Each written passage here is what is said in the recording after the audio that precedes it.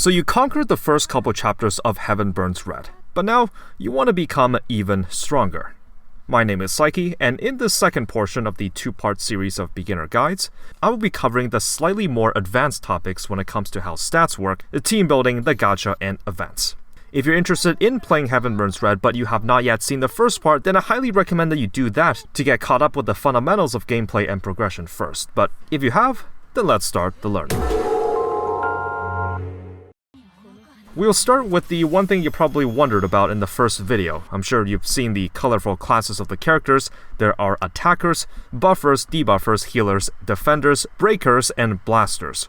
We'll go through what each of these classes are expected to do and how you can form an effective team around them. Now, there are 3 damage types in Heaven Burns Red: Slash, Pierce, and Crush. All the characters will deal one type of damage. This is universal across each character's respective memorias, so Ruka and all versions of her will always deal slash damage. There's also elemental damage, but this could be different between the different versions. So what do the classes do exactly? Some of them are pretty self-explanatory. Attackers are dedicated damage dealers, specifically dealing HP damage. Buffers and debuffers, I probably don't need to explain these. Defenders can either give protective buffs like shields or taunt the enemy to redirect any attacks to them. Healers, despite what the names may suggest, can only heal deflector points.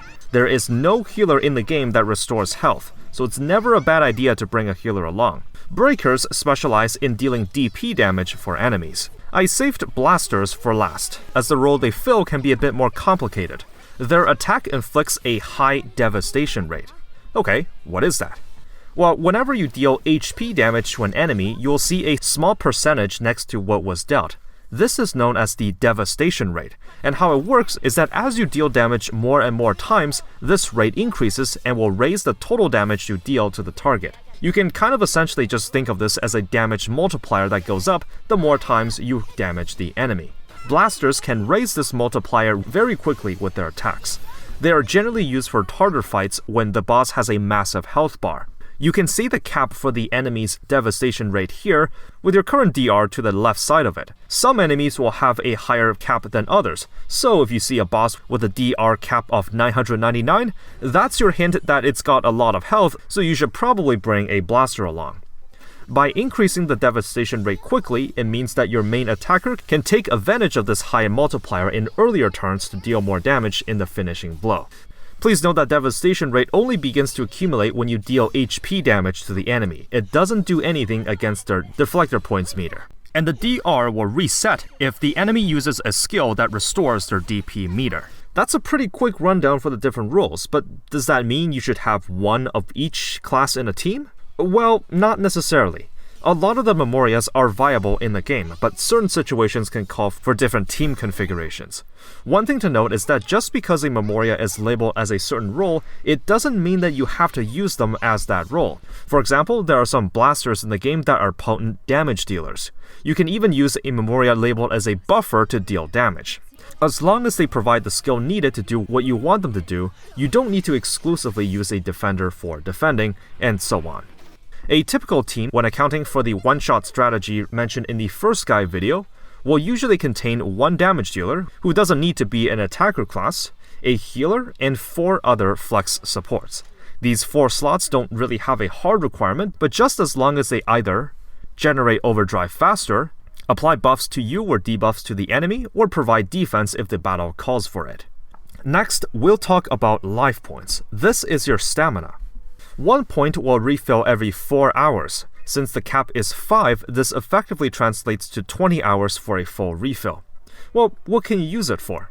The first use is revisiting past sections of the story to do the bond events that you miss out on, in case you were busy doing something else where you didn't meet Ruka's personality parameters for. This can be done at your own leisure, as it's really just a way to know the colorful cast a little bit better. This is the only way to increase the bond levels to unlock some of that character's upgrades, so I will still advise to go through them when you have the time. Not to mention every bond event does give you 200 quartz. When you eventually unlock them, the primary ways I would recommend spending LP is by running through the flashback and gem battles. These are farming stages that will net you accessory items and other upgrade materials. You can actually spend up to all 5 LP at once to quintuple their rewards, making spending it a lot easier. In fact, if you take a look at your daily tasks, all the game asks of you to do is to spend your LP. So if you do this, you're knocking out 2 birds with 1 stone, making HBR's dailies one of the easiest I've seen in a gacha game. The flashback battles should be able to supply you with the highest tier of gear you have access to, but I would just not worry about the last 2 slots here. The orb slot isn't available until deep into Chapter 3, and the last slot belongs to the Memento, an exclusive upgrade for each Memoria. There are different locations where you can obtain this. For example, the Memento for the SS Sudoku that all players will have access to can be purchased in the GP shop. Speaking of which, I would not recommend buying anything in the GP shop, as most of your GP should ideally be saved for the late game gear that you unlock later. If you're really struggling, you can buy the boosters or the Memento pieces here though. But since you get the same grade of boosters and accessories in the patrol missions within the story, I think you should be just fine. You can equip the best accessories you have, and for the sake of this guide, I won't go into stat optimization as that's really late game stuff, but I'll do a brief rundown of what the stats do. Strength raises the damage you deal to the enemy's health. Dexterity raises DP damage. Vitality reduces damage from physical attacks. Spirit reduces damage from energy-based attacks. Intelligence increases the potency of certain debuffs. And luck increases the trigger rate of chance-based buffs while also slightly increasing crit rate. When you eventually get to the patrol missions, you can also spend LP to restore some of your energy here. As you know, energy while exploring a dungeon will decrease as you enter battles and take more turns. Initiating a battle will cost 5 energy, and every turn you take beyond turn 1 will cost 3 energy each. As you might imagine, this will demand a slightly different strategy than the buff stacking method talked about in the first video. Please note that extra turns and overdrive turns do not count as natural turns, so those will not cost energy. If your energy reaches 0, it's a warning sign that you should probably be heading back. If you continue to do battles, all party members will lose 20% health per turn. On the 5th turn, it will be 19% instead of 20%, meaning that you will be left at 1% health.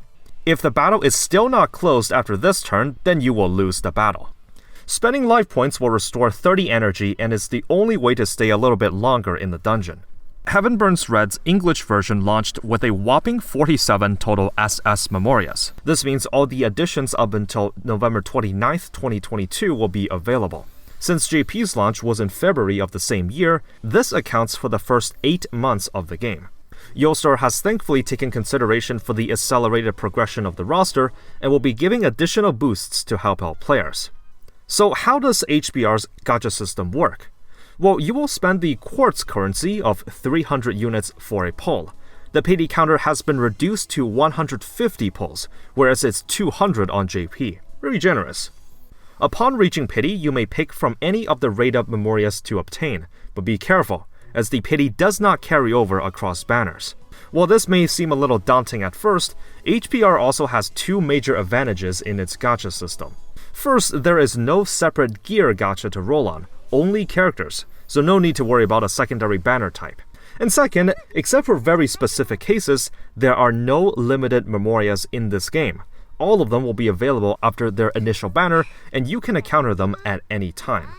According to the localization changes update, we will be getting banners where upon scoring an SS rank memoria, it's guaranteed to be one selected from the banner's pool.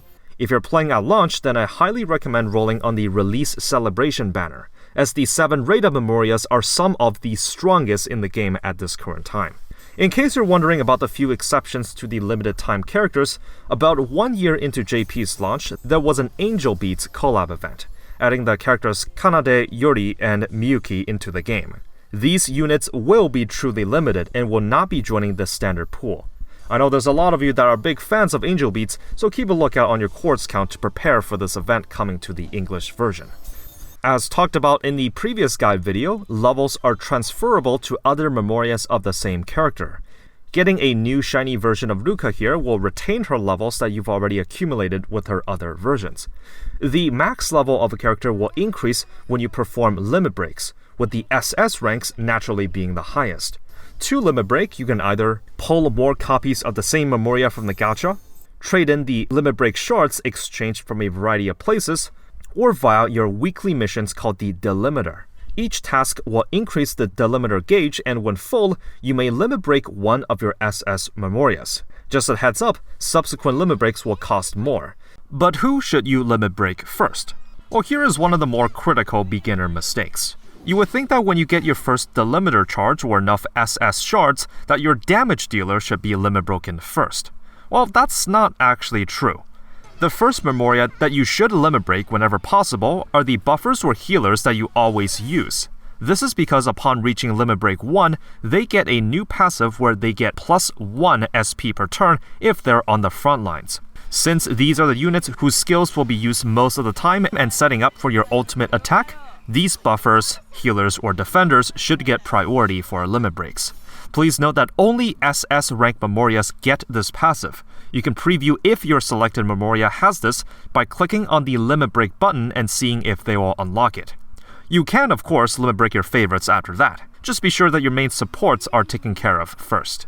You will also see that each memoria has a limited amount of skill slots. This can be expanded by a mechanic called reversion. To perform a reversion, the memoria must be at least level 90.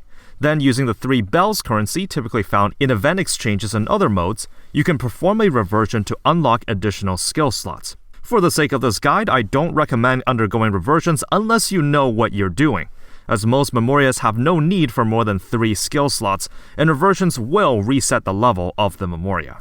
The last topic for this guide will be events. Some good news here as well. Events, except for collaborations after their initial runtime, will be permanently added to the events catalog. Even if you take a break and miss some, they can still be accessed at any time. Now that's what I like to see.